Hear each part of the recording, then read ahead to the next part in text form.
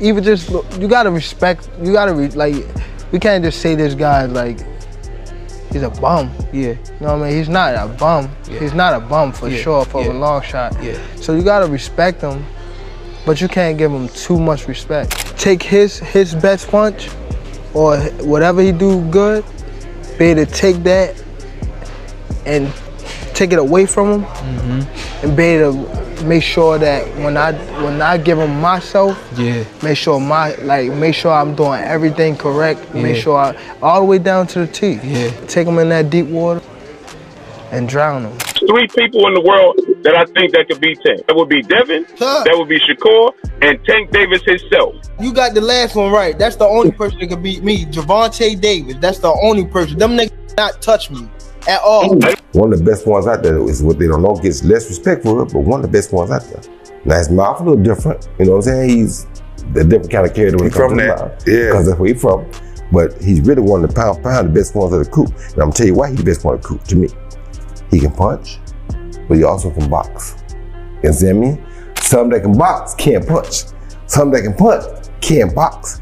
He can box, he can punch, he can move laterally, he can do it left side, right side, he can do whatever he needs to do as a southpaw to get the job done. And that's saying a lot, because not many guys can do that. Gervonta Davis did not grow up with comfort or stability. His childhood was defined by hardship, absence, and survival. With both parents lost to drugs, Tank and his brother were left alone, until the state stepped in and placed them in foster care. But even through all of that, one thing never changed. He was always fighting. Not for sport. Not for glory. Just to get through the day. Nobody knew it then, but those streets were building something the boxing world would eventually fear. My mom and father was on drugs. My mom left me and my brother in the house by herself. Someone called the Child Protective Service, and they came and got us, and we was in foster care and group home and things like that. And I was always fighting in there. Tank Davis didn't discover boxing through a grand plan or a dream. In fact, it happened almost by accident. One day, his uncle stepped outside and caught him fighting in front of their house. Instead of punishing him, he saw potential. That moment would change everything, leading Davis into a boxing gym where raw street toughness began transforming into disciplined skill. My house, and my uncle ended up walking outside the door and seeing me fight. So when he seen me fight, he was like, you could do something. So he took me to the gym. The gym was probably like a 10-minute walk from the house. So when I went to the gym, I was getting the love that I wasn't getting at home. So it came more so like a father figure type stuff, like the coaches in the gym. That's why I'm still with Calvin now, because he's more so like a father. So that's what made me draw me into boxing. When analyzing Shakur Stevenson's style, boxing legend Roy Jones Jr. offered some sharp criticism. Jones pointed out that Stevenson often moves too far backward on defense. While it keeps him safe, it also limits his ability to fire quick counter-punches. According to Jones, that defensive habit sometimes slows the action and takes away from the excitement fans expect inside the ring. Shakur Stevenson is a very good fighter, but you gotta learn, and I will hope he will pay attention to this, because this is gonna mean a lot for him. His feet are good, but sometimes they take him too far out of range to be able to come back and counter. The last guy he fought, the guy was a good puncher, so when he was jumping back, he was jumping too far back out of range to where he couldn't come back and get something right away. You understand me? And for the fans, it starts to look bored. That's how I'd say. I felt like he was running. He really ain't running. He just don't understand that distance. Somebody got to teach him. And I would teach him if they brought him to me to teach him. But he got to understand what I'm trying to tell him. I'm not trying to criticize him. Right. But when you say something bad, they take it as criticism. Right. No, son. You got to understand how to not jump. Okay. People know what the thing that dig the hole, the excavator, right? Yeah. If you move that thing back too far, you can't reach the job. Roy Jones Jr. expanded on that criticism by highlighting how Stevenson's constant movement away from his opponents affects the flow of a fight. By creating too much distance, Stevenson sometimes avoids the kind of exchanges that electrify the crowd. The result can be a technically brilliant performance, but one that feels less thrilling for fans watching from the outside. It's got to work, but it got to stay on the job while it works. You can't take it out of if you work it with this, because this part keeps it on the job, the feet. This do the work. If you take the thing and move it back, it's off the job. It can't work no more. Right. So if you move back every time off the job, it ain't gonna ever get no work done. So now it's gonna become boring. Why? It ain't doing that. When the conversation shifted to a potential clash between Gervonta Davis and Shakur Stevenson, Shawn Porter quickly shut down a popular narrative circulating in the boxing world. Many fans believed Tank would end the fight with one devastating punch. But Porter disagreed completely. He described Stevenson as one of the sport's most elite defensive fighters and suggested that Tank understood that reality better than anyone. According to Porter, this wouldn't be a quick knockout, it would be a strategic battle. A chess match where intelligence, patience, and ring IQ would matter just as much as power. I said everybody thinks that Tank is gonna go in there and just knock out Shakur. It's gonna That's not gonna happen. But it didn't take. It shouldn't have taken this fight. I knew he couldn't. For people to realize. Yeah. Right. I knew that too. But yeah, Shakur is a defensive specialist. And I've been saying this for a long time. If you pay attention to how Tank would react whenever Shakur's name came up, I was like, yo, it's something that Tank knows that most people don't know or understand. There's something that he sees in Shakur. It could be the fact that Shakur was a 2016 silver medalist. You know, he might got a lot to do with it. He's that, the silver child of the country, and there's no telling. But this is what I've always known. It ain't just a big straight left or a big left right hook coming from Tank that's gonna end that night. That night is gonna be the most strategical you've seen both these guys ever be in a fight. I don't know if we're gonna ever get it. Shawn Porter continued by explaining that the biggest fights in boxing demand more than raw strength. True super fights require constant adjustments, discipline, and mental sharpness. In a matchup like Davis versus Stevenson, Porter believes fans would see a different side of Tank, not just the knockout artist, but a calculated fighter capable of thinking several moves ahead. For Porter, greatness appears when instinct meets strategy, and in that moment, the smartest fighter usually takes control. Nobody been able to pull it out of him.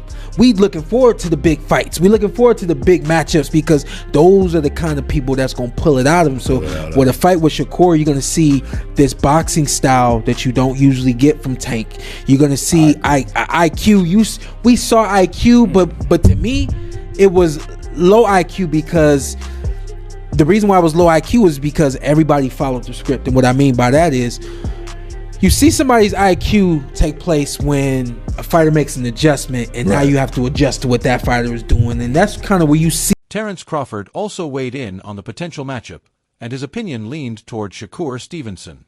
Crawford believes Tank's devastating power wouldn't be nearly as effective against someone with Stevenson's defensive precision. Shakur's timing, positioning, and reaction speed could make it extremely difficult for Davis to land clean shots. Crawford noted that Tank often starts slowly before finding his rhythm later in fights, but against a technician like Stevenson, those early openings could quickly turn into a serious problem. I'm telling you, as a fighter, I will pick Shakur because I don't believe Tank will be able to land those big shots on Shakur like he does everybody else. Right. Shakur defense is just too tight. And not only Shakur, Keyshawn either. Oh, you don't think Key either? Even right now, I feel like it's a little Key nice though, but it might be a little early for Key right now. Listen, Tank get hits a lot. Tank, in my eyes, Tank is always losing until he's not. Yeah, a lot of times, yeah. If you watch those fights, well, at least in the early rounds, middle rounds he start coming up. But I see what you're saying. Them early rounds, yeah. Let Keyshawn start hitting them like everybody else hitting them.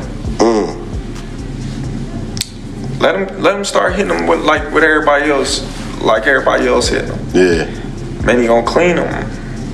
He punches too sharp. Shakur Stevenson recently delivered a brutally honest breakdown of Gervonta Davis's biggest weapon, his power. Stevenson acknowledged that Tank's punches are absolutely dangerous. When they land clean, the fight can end instantly. But he also made one point very clear: power only matters if it connects. And according to Shakur, landing on him is a completely different challenge. With calm confidence, Stevenson explained that while Davis brings explosive power, he brings defense, ring IQ, and distance control, tools designed to neutralize that threat.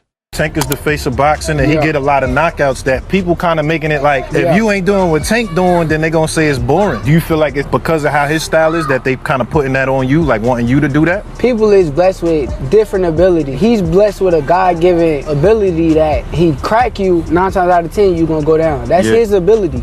I'm blessed with God-given eyes. A lot of people don't understand how good my eyes is. I can see really good. Like punches coming my way, I know how to get away from them at any given time. Our abilities are just different, so they probably are judging me from a scale of him, but at the end of the day, he's a great fighter. He's a special fighter. Boxing icon Roy Jones Jr. also shared his thoughts on the long-anticipated matchup between Davis and Stevenson. In his view, the timing no longer matters. Whether the fight happens before or after Stevenson faces other opponents is irrelevant. What truly matters is giving the fans what they've been demanding for years, seeing two elite fighters settle the debate inside the ring. Jay said Tank just said on Twitter that he sent Shakur a contract and went elsewhere. All my life, Tank a liar. If he just said that, that nigga's a liar. He need to stop lying. Okay. Yo, no cap. If he sent me a contract, tell him post that contract. Post the contract he sent me. That's what I want to see. And I want to see that. Don't make up no fake contract. Don't post the contract you sent me. I would love to see it. Damn, okay. And show me you sent it to me. To the email, to make sure that I got it. Veteran analyst Teddy Atlas took a deeper look at what makes Shakur Stevenson so difficult to beat. Atlas praised Stevenson's awareness, timing, and ability to control distance inside the ring. According to him, Shakur forces opponents to fight exactly the way he wants them to fight. That level of control makes him one of the most frustrating fighters in boxing today. Still, Atlas believes there is one fighter who could disrupt that rhythm, Gervonta Davis, whose explosive power could potentially crack Stevenson's defensive puzzle. Roy, Tank Shakur, it's been a rumored fight for quite some time now. We have Shakur going up against Kid Austin in about a week. With a win over Kid Austin, do you think that would be for a great time for a fight against Tank Davis? It'll be a great time for a fight against Tank Davis right now. So even before that, so the boxing world want to see the best fight the best. So right now it's a great time for the Tank Davis fight. After that fight, it'll be a great time for the Tank Davis fight. Doesn't matter when. That's always a great fight. I gotta go now. I got my fight away. How do you think we get that fight, Roy? Forget that. Who do you think wins? Who do you think wins? Who do you think wins? It's a good fight. That's a hard call. I love both fighters. I won't say either one of them because both of them are great. I like both of them. I admire what both of them have done, and I just want to see them fight. So the world see who wins. I don't want to call it. I want them to call it. Richardson Hitchens also revealed interesting details about past sparring sessions between Gervonta Davis and Shakur Stevenson. According to Hitchens, the early sessions were intense and highly competitive. In the first round of sparring, both fighters exchanged aggressively, with Davis landing a solid shot that Stevenson handled without backing down. By the second session, the tone shifted. The sparring turned into a fast-paced chess match, with both fighters adjusting and neither gaining a clear advantage. Because Shakur Stevenson is that difficult, because of his style, because of his abilities, because of his eyes, because of his, his legs, that his hand speed, the way that he controls range. Tank Davis is the only guy that I can see that could possibly decipher that style and beat Shakur Stevenson. Gervonta Davis prepares for elite opponents with meticulous attention to detail. He sharpens his head movement to slip counters, refines his timing to strike at the perfect moment, and practices controlled pressure to slowly break opponents down. Those adjustments allow him to think strategically inside the ring rather than relying on power alone, an approach that could be crucial in a highly tactical fight against someone like Shakur Stevenson. Like him and Shakur sparred that first time, he caught Shakur with a good shot. Boom, he didn't hurt Shakur or nothing, but it was you could tell if it was 8-ounce gloves, we don't know how Shakur would have reacted. It was like, because I remember him sparring Shakur, he caught Shakur with a clean shot. Boom. And Shakur didn't shake up or do nothing, but it was a clean shot. I'm like, nigga, you sure you can take another one of that? And Shakur what? He took off his shirt and they started bumping like that. Now they going back and forth.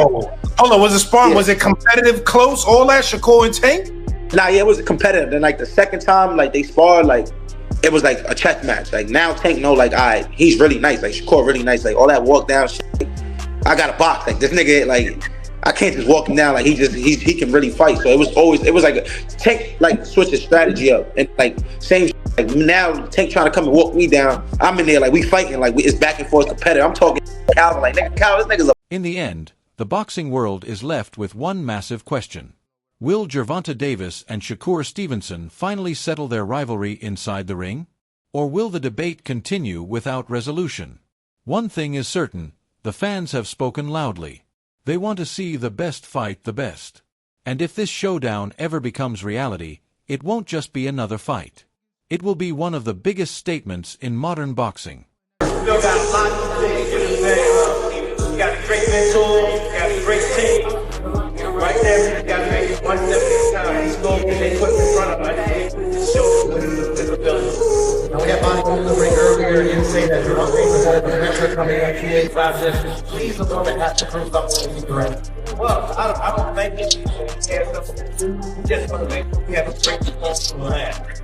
Came back to the land, storm the land, and